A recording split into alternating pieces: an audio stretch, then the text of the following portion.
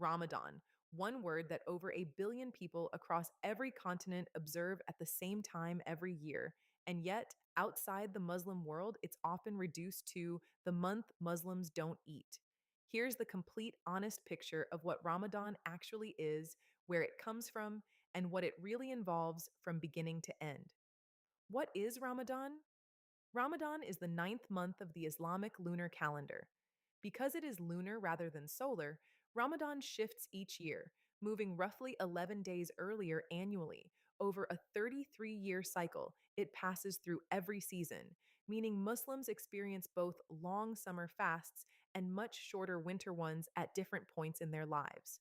The defining practice is fasting, abstaining from food, drink, and a few other things from before sunrise until sunset every day for the entire month, typically 29 or 30 days, depending on the lunar cycle that year. Where does it come from?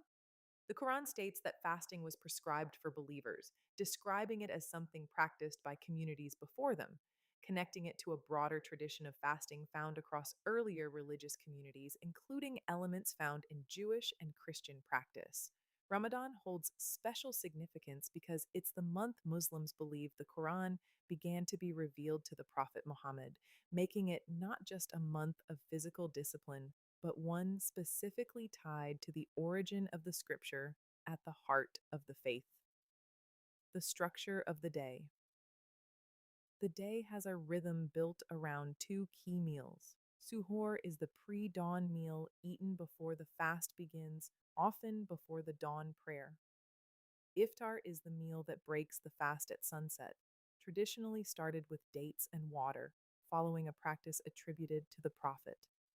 Between these two meals, anywhere from 11 to over 18 hours depending on location and season, nothing is consumed. No food, no water, nothing by mouth at all.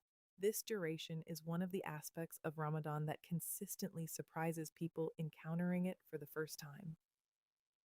Beyond food. Fasting in Ramadan isn't only about abstaining from food and drink.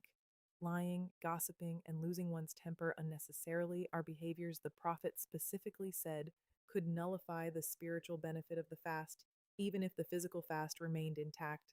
The hunger is meant to be a tool for self discipline that extends into how a person treats everyone around them throughout the entire day.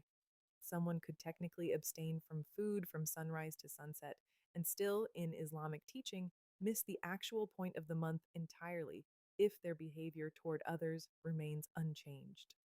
The nights. The nights of Ramadan are often described as its most spiritually active dimension.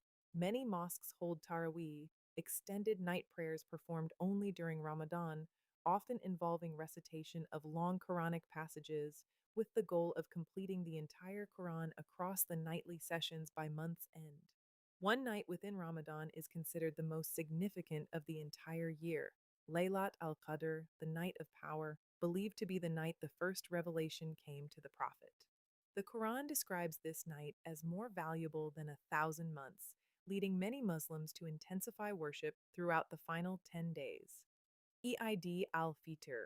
Ramadan ends with Eid al-Fitr, the festival of breaking the fast. Communal prayers, new clothes, family gatherings, and a specific charitable obligation called Zakat al-Fitr, a donation given before the Eid prayers, ensuring that even those in need can celebrate with a proper meal. The transition from a month of daily restriction to a day of genuine celebration is entirely deliberate. The global scale and what it means. Well over 1 billion people across nearly every country, speaking hundreds of languages in radically different climates, observe the same practice during the same lunar month. In Muslim majority countries, daily life visibly transforms. Workplaces adjust hours, restaurants change schedules. Built into all of this are explicit exceptions for the sick, travelers, pregnant women, the elderly, and children, reflecting the Quranic principle that God intends ease, not hardship. At its core, Ramadan is described not as deprivation, but as an annual reset, recentering daily life around community, generosity, self discipline, and reflection. For those who observe it, it's frequently one of the most anticipated times of the entire year, a month many people say, with complete sincerity, they genuinely miss once it's over. The depth and continuity of Islamic scholarship across 14 centuries continues to reward careful, honest study. Every honest educational account of this faith adds one more piece to a picture that grows rich, like if this gave you a fuller picture. Share with someone curious about Ramadan. Subscribe. Truth every day. I'm Noor. This is Islam with Noor. Thank you for listening.